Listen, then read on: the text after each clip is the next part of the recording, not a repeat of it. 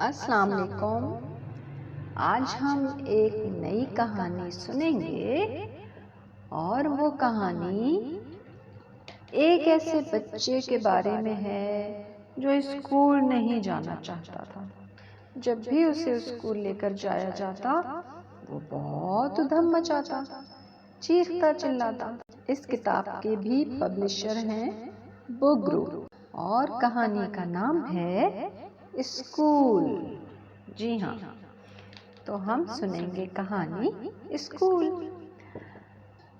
کہانی کچھ یوں شروع ہوتی ہے کہ آج رحمت بہت خوش تھا۔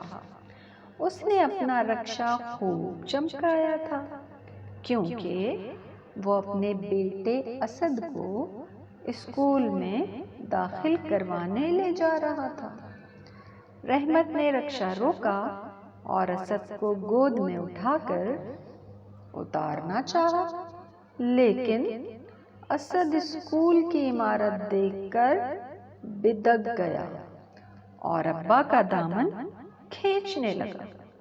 رحمت نے جو اپنے لاڈلے کی یہ حالت دیکھی تو اس نے پیار سے اسے سمجھانے کی کوشش کی، مگر اسد تو پوری طاقت سے رو رہا تھا۔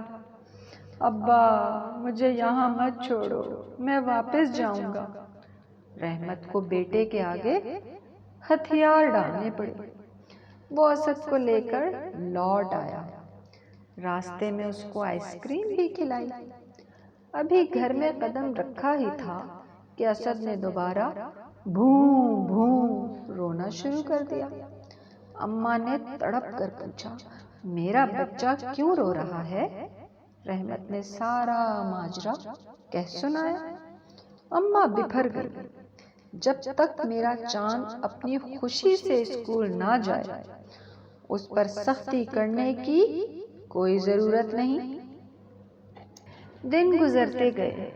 اسد میاں ہر مہینے 2 مہینے پر ایک نئے اسکول جاتے اور رو دھو کر واپس آ جاتے۔ رحمت خود تو پڑھا لکھا نہیں تھا، لیکن اس کی دلی خواہش تھی کہ اس کا بیٹا پڑھ لکھ کر کسی دفتر میں ملازم ہو جائے، لیکن اس کا یہ خواب پورا ہوتا نظر نہیں آتا تھا۔ اسد کی سالگرہ آئی تو اس نے اپنے پڑوس کے سارے بچوں کو دعوت دی۔ اماں نے خوب اہتمام کیا، طرح طرح کی میٹھی نمکین چیزیں دسترخوان پر سجی ہوئی تھیں۔ ابا بھی اپنی جمع پونجی خرچ کر کے اسد کے لیے سائیکل لائے تھے۔ اسد اپنے سفید جوڑے، چمکدار ٹوپی اور سنہرے جوتوں میں بالکل شہزادہ لگ رہا تھا۔ 5 بج چکے تھے، سب کی نظریں دروازے کی طرف اٹھ رہی تھیں۔ اسد بار بار جا کر گلی کی دونوں جانب نظریں دوڑاتا، نہ تو سلیم نظر آ رہا تھا، نہ ندا اور نہ ہی سمیر کا دور دور تک کوئی پتہ تھا۔ اسد کو ان سب پر غصہ آنے لگا، اس کی بے چینی بڑھتی جا رہی تھی۔ 6 سے 7 اور پھر 8 بج گئے۔ بے بسی کے مارے اسد کی آنکھوں میں آنسو آ گئے اور وہ منہ پھلا کر ایک کونے میں جا بیٹھا۔ اماں بیٹے کی حالت دیکھ کر غم سے گھلی جا رہی تھی۔ رحمت کچھ ایسا پشیمان نظر آ رہا تھا جیسے سارا قصور اسی کا ہے۔ یوں دیکھتے ہی دیکھتے رات ہو گئی اور اسد کی آنکھیں نیند سے بوجھل ہونے لگی۔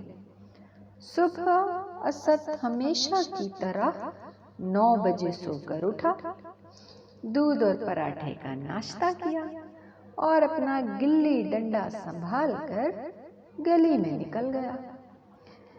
دن کے وقت یہی ایک کھیل وہ اکیلا کھیل سکتا تھا۔ محلے کے باقی بچے تو سب اسکول میں ہوتے تھے۔ اس دن اسد کو سب کا بے حد انتظار تھا۔ سب سے ایک ایک کر کے شکایت جو کرنی تھی، لیکن پورا دن گزر گیا اور اسے کوئی بھی دکھائی نہیں دیا۔ 3-4 دن یوں ہی گزر گئے، جانے سب کے سب کہاں غائب تھے۔ ایک دن رحمت جلد ہی گھر لوٹ آیا اور آتے ہی کھانا مانگا۔ مجھے واپسی میں دیر ہو جائے گی، اس نے اسد کو پیار کرتے ہوئے کہا۔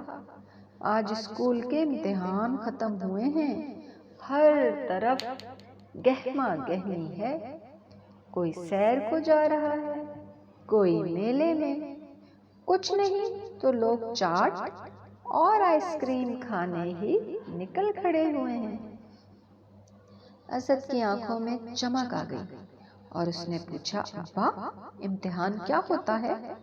رحمت نے بتایا، جو بچے اسکول جاتے ہیں اور پڑھتے لکھتے ہیں انہیں ہر سال امتحان دینا ہوتا ہے۔ سال بھر ان کو جو پڑھایا جاتا ہے اس پر سوالات کیے جاتے ہیں تاکہ یہ پتہ چل سکے کہ انہوں نے کتنا سیکھا ہے۔ جو سب سے زیادہ محنت کرتے ہیں اور دل لگا کر پڑھتے ہیں انہیں انعام بھی دیے جاتے ہیں۔ اسد باپ کی باتیں حیرت سے آنکھیں پھاڑے سن رہا تھا۔ اب اس کی سمجھ میں آیا کہ اس کی سالگرہ پر بچے کیوں نہیں آئے تھے۔ سب امتحان کی تیاری میں لگے ہوئے تھے۔ اس کے ذہن میں کئی خیالات آ رہے تھے۔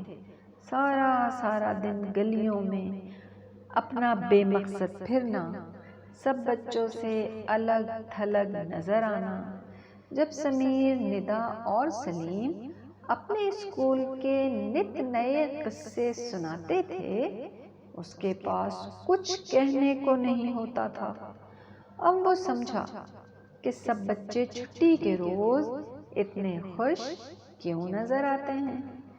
رحمت اسد کے خیالات سے بے خبر اپنی کہے جا رہا تھا کہ یکا یک اسے آواز آئی، ابا کیا میں اب بھی اسکول جا سکتا ہوں؟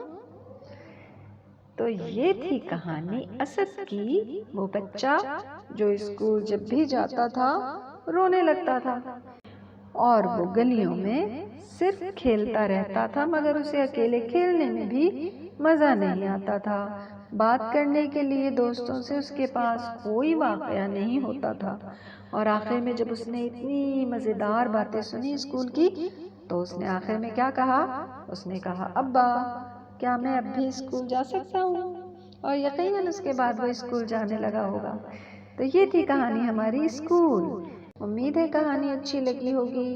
اجازت دیجیے، اللہ حافظ۔